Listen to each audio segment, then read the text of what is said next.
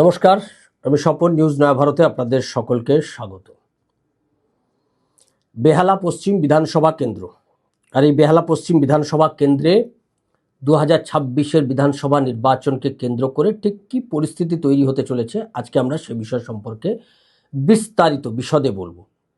এই বেহালা পশ্চিম বিধানসভা কেন্দ্রে 10টা ওয়ার্ড, তার মধ্যে 118 নম্বর 119 নম্বর ওয়ার্ড, এই দুটো ওয়ার্ড কিন্তু বেহালা পূর্বের দিকে, কিন্তু বিধানসভা ভিত্তিক যখন নির্বাচন হয় তখন 118, 119 বেহালা পশ্চিমের দিকে কাউন্ট করা হয়। তার সঙ্গে 125 নম্বর ওয়ার্ড, 126 নম্বর ওয়ার্ড, 127 নম্বর ওয়ার্ড, 128 নম্বর ওয়ার্ড, 129 নম্বর ওয়ার্ড, 130, 131, 132, এই টোটাল হচ্ছে 10টা ওয়ার্ড নিয়ে এখানে নির্বাচন হয় এবং এই প্রত্যেকটা ওয়ার্ডেই তৃণমূল কংগ্রেসের কাউন্সিলর। এখানে মুসলিম ভোট খুব একটা ফ্যাক্টর নয়, সর্বসাকুল্যে 5% মতো এখানে মুসলিম ভোট এই বেহালা পশ্চিম বিধানসভা কেন্দ্রে। এর মধ্যে কনসেন্ট্রেটের একটু বেশি সংখ্যা আছে 125 নম্বর ঠাকুরপুকুরের দিকটায়, 126-এ কিছুটা আছে, 128 নম্বর ওয়ার্ডে কিছুটা আছে, বাকি সেইভাবে কোথাও মুসলিম ভোট, কনসেন্ট্রেটের একটা বড় অংশের মুসলিম ভোট নেই। ফলে এখানে মুসলিম ভোট এই বিধানসভা কেন্দ্রে খুব একটা ফ্যাক্টর নয়। পার্থ চট্টোপাধ্যায় এখানে 2001 সালে প্রথম জয়যুক্ত হয়। 1952 সাল থেকে 2001 সাল পর্যন্ত টানা এটা বামেদের হাতে ছিল, কখনো ফরওয়ার্ড ব্লক, কখনো সিপিআই, কখনো সিপিএম এক টানা এই সিট জিতে এসছে। রবীন মুখার্জি, তারপর নির্মল মুখার্জিরা এই সিটটা পরপর জিতেছে। 1952 সাল থেকে 2001 পর্যন্ত এটা বামেদেরই দুর্গ ছিল। 2001 সালে এসে বামেরা প্রথম পরাজয়ের স্বাদ পায়, পার্থ চট্টোপাধ্যায় জেতার পর তিনি বিরোধী দলনেতা হন। 2001 থেকে 2026 টানা 25 বছর ধরে পার্থ চট্টোপাধ্যায় এই সিটটাতে তিনি বিধায়ক রয়েছেন। 2026 সালে প্রথম তৃণমূল কংগ্রেস হারার স্বাদ পাবে, টেস্ট পাবে বলেই মনে করা হচ্ছে, রাজনৈতিক মহল মনে করছে। আমরা যেটা দেখেছি যে তার কতগুলো বড় ফ্যাক্টর এবারে নির্বাচনের ক্ষেত্রে। প্রথমত হচ্ছে পার্থ চট্টোপাধ্যায় নির্দল প্রার্থী হিসেবে তিনি কন্টেস্ট করলেও করতে পারেন যদি তিনি টিকিট না পান। অঞ্জন দাস এখানে তৃণমূল কংগ্রেসের টিকিট পাওয়ার ক্ষেত্রে দৌড়ে তিনি একদম সামনের দিকে রয়েছেন। অঞ্জন দাস, যার সঙ্গেই গোটা বেহালার মানুষের ওতপ্রোতভাবে যোগাযোগ রয়েছে তৃণমূল কংগ্রেসের, এরকম একজন প্রার্থী তিনি টিকিট পেতে পারেন বলে তৃণমূল কংগ্রেসের সাংগঠনিকভাবে যে যোগাযোগটা অন্যান্য কাউন্সিলরদের তুলনায় অনেক বেশি, সেই অঞ্জন দাস তিনি টিকিট পেতে পারেন। সিপিআইএম সব থেকে বড় ব্লান্ডার করছে সেটা হচ্ছে যে এখানে এমন একজনকে প্রার্থী করার কথা তারা ভেবেছে যার সম্পর্কে ভয়ঙ্কর ভয়ঙ্কর সমস্ত ভিডিও ভাইরাল হয়েছে। শুধু ভাইরাল নয়, সংবাদ মাধ্যমে সেই সমস্ত ভিডিওকে ব্লার করে দেখানো হয়েছে, সেই সময় দাঁড় করিয়ে সেই সংবাদ মাধ্যমে সেই ভিডিও নিয়ে গোটা বেহালার মানুষ, কলকাতার মানুষ চর্চা করেছে। পার্টি তাকে সাসপেন্ডও করে দিয়েছিল এই ঘটনার পরিপ্রেক্ষিতেই। এই ধরনের একজন মানুষ, তার সমস্ত ফুটেজ আছে, বিরোধীদের কাছে এটা একটা অস্ত্র হবে। এইখানে সিপিএম গত 2021-এর বিধানসভা নির্বাচনেও সিপিআইএম এখানে প্রায় 47,509 ভোট পেয়েছিল, বিজেপি এখানে 63,894 ভোট।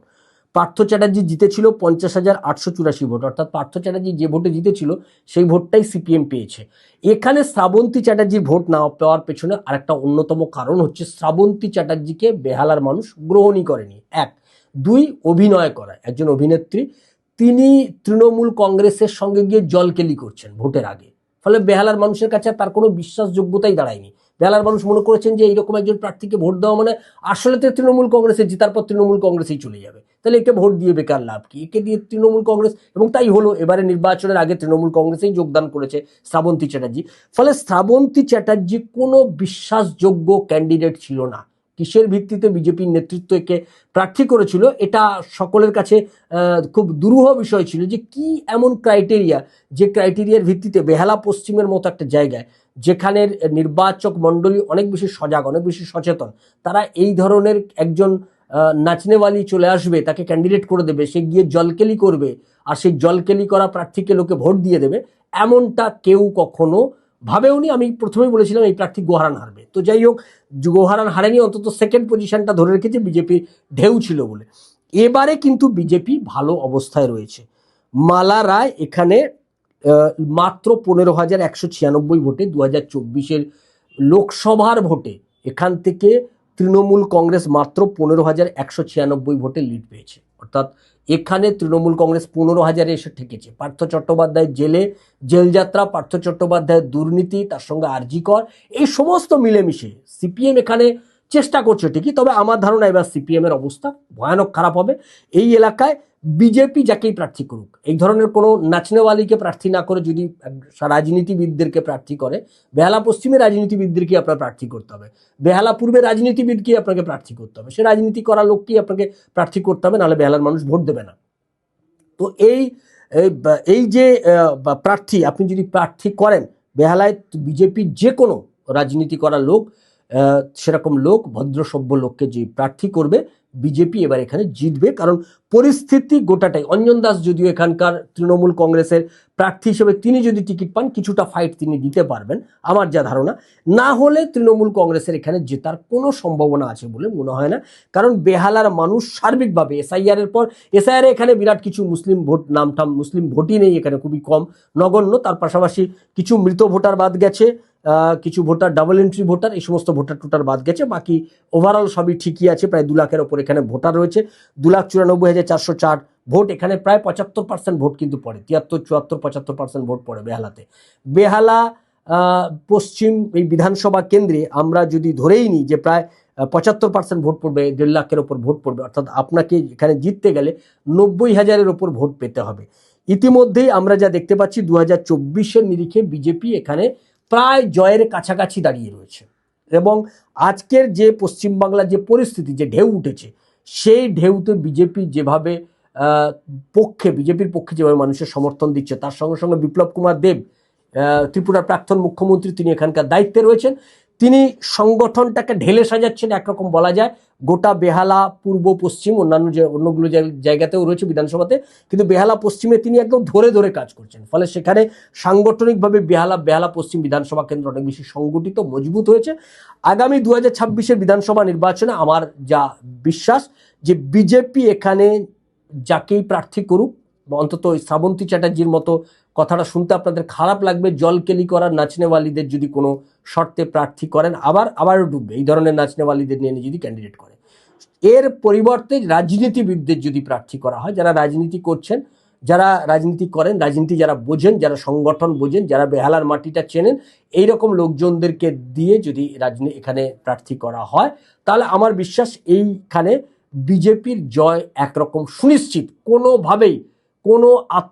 এখানে কোনোভাবেই অন্য কোনো রাজনৈতিক দলের কোনো সুযোগ নেই। সিপিএম এর এবছর কোনো সুযোগ নেই, পশ্চিমবাংলায় সিপিএম এর কোনো সুযোগ নেই। যতই সিপিএম আগে থেকে লাফিয়ে পড়ুক, দেওয়াল লেখার কাজ শুরু করার চেষ্টা করুক, দেওয়াল হোয়াইট ওয়াশ করুক, চুন করুক, নির্বাচনের পর পুরোটাই হোয়াইট ওয়াশ হয়ে যাবে। সুতরাং আর কষ্ট করে দেওয়াল হোয়াইট ওয়াশ করার দরকার নেই, এমনি হোয়াইট ওয়াশ হয়ে যাবে সিপিএম পশ্চিমবাংলার মাটি থেকে 2026-এর বিধানসভা নির্বাচনের পর।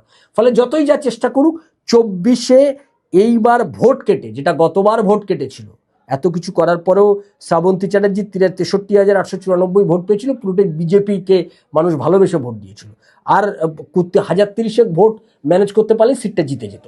তো সেটা যখন পারেনি, সেটা এবারে সেই সুযোগ আছে। এবং এবারে সিপিএম যে গতবার প্রায় 47,000 ভোট কেটেছিল, এবার সেই ভোট কাটার কোনো সুযোগ নেই।